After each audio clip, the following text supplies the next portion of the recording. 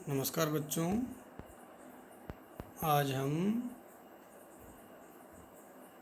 MDS university Ajmer के BA द्वितीय वर्ष हिस्ट्री के द्वितीय पेपर राजस्थान का इतिहास, कला एवं संस्कृति के अंतर्गत प्राचीन राजस्थान के इतिहास में प्रतिहार वंश के बारे में हमने पिछले चैप्टर में पढ़ा था। पिछले प्रकरण में हम प्रतिहार वंश के उदय, प्रतिहार वंश का शासन कहाँ कहाँ पे था, इस वंश के प्रारंभिक शासक कौन कौन रहे, इसके तहत हम लोग नागवट प्रथम, वत्सराज, नागवट द्वितीय के बारे में अध्ययन कर चुके हैं। इस वंश के चतुर्थ शासक थे रामभद्र। अब रामभद्र और उसके बाद के शासकों के बारे में हम अध्ययन करेंगे। नागवट द्वितीय के पश्चात उसके पुत्र रामभद्र गद्दी पर बैठे। वो अत्यंत ही दुर्बल शासक थे, जिन्होंने मात्र 3 वर्ष तक शासन किया। उसके समय में प्रतिहारों को पालू के हाथों पराजय उठानी पड़ी। नारायणपाल के बादल अभिलेख से सूचित होता है कि देवपाल ने गुर्जर राजाओं के घमंड को चूर चूर कर दिया। यह तात्पर्य रामभद्र से ही प्रतीत होता है, किंतु साम्राज्य के दूरस्थ प्रदेशों में उसका अधिकार बना रहा। जो कन्नौज उसके आसपास के क्षेत्र थे, उन पे पाल शासक देवपाल ने अधिकार कर लिया, लेकिन गुजरात, राजस्थान, मालवा, उज्जैन इत्यादि के क्षेत्र थे, उन पे प्रतिहारों का शासन बना रहा। अब इस वंश के सबसे प्रतापी शासक मिहिर भोज आते हैं। रामभद्र के पुत्र और उत्तराधिकारी मिहिर भोज 836 ईस्वी से 885 ईस्वी तक इन्होंने शासन किया। इस वंश के सर्वाधिक महत्वपूर्ण शासक हुए। इनकी माता का नाम अप्पा देवी था। लेखों से इनके 2 अन्य नाम प्रभास एवं आदिव्राह भी मिलते हैं। आदिव्राह इनकी उपाधि थी। उसके शासनकाल की घटनाओं की सूचना अनेक लेखों से प्राप्त होती है, जिनमें से कुछ स्वयं उसी के और कुछ उसके उत्तराधिकारियों के। उसका प्रमुख लेख ग्वालियर अभिलेख है, जो प्रशस्ति के रूप में है। लेखों के अतिरिक्त कल्लण और अरबी यात्री सुलेमान के विवरणों से भी हमें उस काल की घटनाओं के बारे में जानकारी मिलती है। राजा बनने के उपरांत मिहिर भोज का पहला महत्वपूर्ण कार्य साम्राज्य का सुदृढ़ीकरण था। सर्वप्रथम उसने अपने पिता के निर्बल शासनकाल में हुए स्वतंत्र हुए प्रांतों को पुनः अपनी अधीनता में किया। उसने मध्य भारत तथा राजपूताना में पुनः अपनी स्थिति सुदृढ़ कर ली। उसने कलचुरी, चैदी तथा गुहिलोत वंशों के साथ मैत्री संबंध स्थापित किए। इन वंश के राजाओं ने उसके अभियानों में सहायता दी।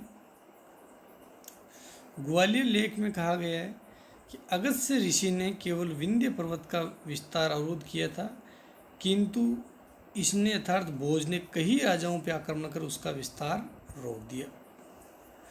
उत्तर भारत में किए गए उसके अभियानों में गुहिल वंशी हर्षराज, जो उसका एक सामंत था, ने भोज की सहायता की।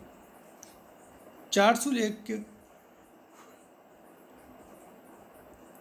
अनुसार उत्तर भारत के राजाओं को परास्त कर भोज को घोड़े उपहार में दिए। अर्थात उत्तर भारत के राजा परास्त हो गए थे, और परास्त होने के पश्चात उन राजाओं ने मिहिर भोज या आदिव्राह या भोज को अनेक घोड़े उपहार में दिए। यह भी वर्णित है कि उसने गौड़ नरेश को पराजित किया और पूर्वी भारतीय शासकों से कर प्राप्त किया। कलचुरी वंशी गुणाम्ब बोधि देव, जो उसका सामंत था, पहेवा पूर्वी पंजाब लेख से सूचित होता है कि हरियाणा उसके राज्य में शामिल था। भोज का एक खंडित लेख दिल्ली में पुराना किला से मिलता है, जो वहाँ उसके अधिकार का सूचक है। BN पुरी का मत है कि ऊना लेख में उल्लेखित बलवर्मा मिहिर भोज का काठियावाड़ में सामंत था, जिसने अपने स्वामी की ओर से लड़ते हुए हुणों को हराया। देवगढ़, झांसी तथा ग्वालियर के लेखों में भोज का मध्य भारत में अधिकार होने की पुष्टि होती है। इस प्रकार राज्यारोहण के पश्चात मिहिर भोज ने अपनी राजनीतिक स्थिति को विभिन्न क्षेत्रों में सुदृढ़ कर लिया। मिहिर भोज के समय में प्रतिहारों की पालों तथा राष्ट्रकूटों के साथ पुरानी प्रतिनिधिता चलती रही। मिहिर भोज 2 पाल राजाओं देवपाल और विग्रहपाल के समकालीन था। एक और जहाँ पाल लेखक प्रतिहारों पर विजय का विवरण देते हैं, वहीं दूसरी ओर प्रतिहार लेख पालों पर विजय का दावा प्रस्तुत करते हैं। अर्थात जो पालों के लेखक है वो तो पालों की विजय बताते हैं, प्रतिहारकालीन लेखक है, प्रतिहार साम्राज्य के आश्रित लेखक है, वो प्रतिहारों को विजेता और पालों को विजित घोषित करते हैं। पालकालीन बादल लेख में कहा गया है कि देवपाल ने गुर्जर देश को पराजित किया। इसके विपरीत ग्वालियर लेख में वर्णित है कि जिस लक्ष्मी ने धर्मपाल के पुत्र का वर्ण किया था उसी ने बाद में भोज को दूसरे पति के रूप में चुना। अर्थात राज्य लक्ष्मी ने देवपाल को त्याग कर दूसरे पति के रूप में अर्थात राज्य लक्ष्मी है वो भोज के यहाँ आ गई। अर्थात भोज स्वयंभू राजा सर्वशक्तिशाली विराट सम्राट बना, इसलिए ये बात कही गई है। अतः वस्तु स्थिति यही प्रतीत होती है कि प्रारंभिक युद्ध में देवपाल को मिहिर भोज के विरुद्ध सफलता प्राप्त हुई, लेकिन उसकी मृत्यु के पश्चात उसके उत्तराधिकारी नारायणपाल के समय अथवा देवपाल के शासन के अंतिम दिनों में ही मिहिर भोज ने अपनी पराजय का बदला ले लिया। पाल साम्राज्य के पश्चिमी भागों पर उसका अधिकार हो गया। मिहिर भोज के दूसरे शत्रु राष्ट्रकूट थे। पालू से निपटने के पश्चात वह राष्ट्रकूटों की ओर मुड़ा। मिहिर भोज दो राष्ट्रकूट राजाओं अमोघ वर्ष और कृष्ण द्वितीय के समकालीन था। अमोघ वर्ष शांत प्रवृत्ति का शासक था। उसके समय में मिहिर भोज ने उज्जैन पर अधिकार करते हुए नर्मदा नदी के क्षेत्र तक दावा बोला। बरगुमा लेख से विदित है कि ध्रुव ने उसकी सेना को पराजित कर भगा दिया। वह ध्रुव राष्ट्रकूटों की गुजरात शाखा का ध्रुव द्वितीय था जो अमोघ वर्ष का सामंत था। लेख से मात्र यही निष्कर्ष निकलता है कि भोज को राष्ट्रकूट क्षेत्रों में कोई विशेष सफलता नहीं मिली और उसे क्षणिक प्रभाव का मुख देखना पड़ा। अमोघ वर्ष के कृष्ण द्वितीय के समय में दोनों राजवंशों में संघर्ष चलता रहा। इसी समय राष्ट्रकूट नरेश कृष्ण द्वितीय 878 ईस्वी से 914 ईस्वी चालुक्यों के युद्ध में फंसा हुआ था। भोज ने उस पर आक्रमण कर नर्मदा नदी के तट पर उसे परास्त किया। इस विजय के फलस्वरूप मालवा मिहिर भोज के अधिकार क्षेत्र में आ गया। इसके बाद मिहिर भोज गुजरात की ओर बढ़ा। कैटक खेड़ा क्षेत्र के आसपास के भूभाग को जीत लिया। गुजरात शाखा के राष्ट्रकूटों का 888 ईस्वी बाद में कोई लेख नहीं मिलता है जो इस बात का सूचक है कि इस प्रदेश को गुर्जरों ने या प्रतिहारों ने विजित कर लिया था। राष्ट्रकूट अभिलेखों से देवली और करहाट से पता चलता है कि भोज तथा कृष्ण द्वितीय के बीच में उज्जैनी में भीषण युद्ध हुआ जिसमें कृष्ण ने भोज को भयाक्रांत कर दिया, किंतु ऐसा लगता है इस युद्ध का कोई निर्णायक परिणाम नहीं निकला। मालवा पे भोज का अधिकार बना रहा। इसके बाद भी दोनों वंशों में उज्जैन पे अधिकार को लेकर युद्ध होते रहे, लेकिन कैटक के आसपास के क्षेत्र को कैटक अर्थात खेड़ा गुजरात के आसपास के क्षेत्र को राष्ट्रकूटों ने पुनः जीत लिया। इस प्रकार हम देखते हैं कि मिहिर भोज बहुत ही शक्तिशाली शासक थे। उत्तरी भारत में विजय प्राप्त की, पूर्वी भारत पे पालों से काफ़ी कुछ साम्राज्य थे। मध्य भारत और दक्षिण भारत पश्चिमी भारत पे राष्ट्रकूटों और प्रतिहारों के मध्य भयंकर संघर्ष चला। अंततः इस संघर्ष में मिहिर भोज विजय रहा। 910 ईस्वी में हम उत्तरी गुजरात में ब्रह्मावलोक वंश के प्रचंड नामक एक नए सामंत को शासन करते हुए पाते हैं। इंद्र तृतीय 914 ईस्वी से 928 ईस्वी के समय गुजरात का शासन सीधे मान्यखेत से होने लगा। मान्यखेत क्या थी? राष्ट्रकूटों की राजधानी थी, वर्तमान महाराष्ट्र में स्थित है। 915 ईस्वी में इंद्र ने वहाँ एक ब्राह्मण को दिए गए दान की पुष्टि की हुई जो वहीं उसके अधिकार का सूचक है। इस प्रकार भोज ने उत्तर भारत में विशाल साम्राज्य स्थापित कर लिया। उत्तर पश्चिम में उसका साम्राज्य पंजाब तक विस्तृत था।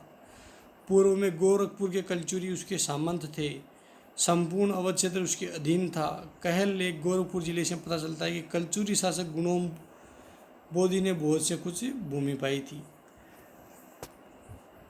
दक्षिण में उसका साम्राज्य कहाँ तक था? नर्मदा नदी के तट तक विस्तृत था।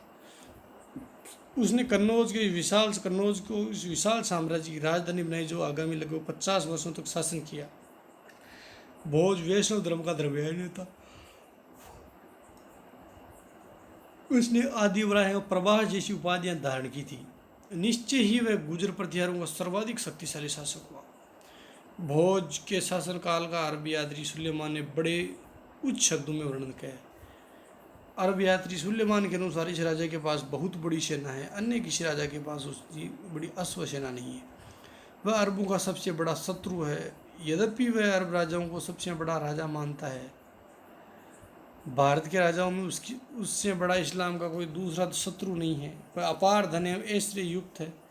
भारत में उसके अतिरिक्त कोई राजा नहीं है जो डाकुओं से इतना सुरक्षित, अर्थात ऐसा सुलेमान ने लिखा है कि ऐसा अन्य कोई राज्य नहीं है जो डाकुओं से सुरक्षित है। अर्थात उसके क्षेत्र में व्यापारी निर्विघ्न होकर एक स्थान से दूसरे स्थान पर व्यापार कर सकते थे। पदयात्री है वो भी आसानी से रात्रि के समय, दिवस के समय आसानी से एक स्थान से दूसरे स्थान पर जा सकते थे। किसी प्रकार की चोरी होने की, डाका पड़ने का कोई संभावना नहीं थी। भोज के लेखों तथा मुद्राओं पर अंकित आदिवराह उपाधि ये सूचित करती है कि वह देश को मलेच्छों और अरबों से मुक्त करना चाहता था और इसे अपना पुनीत कर्तव्य समझता था। अरब उससे बहुत अधिक डरते थे।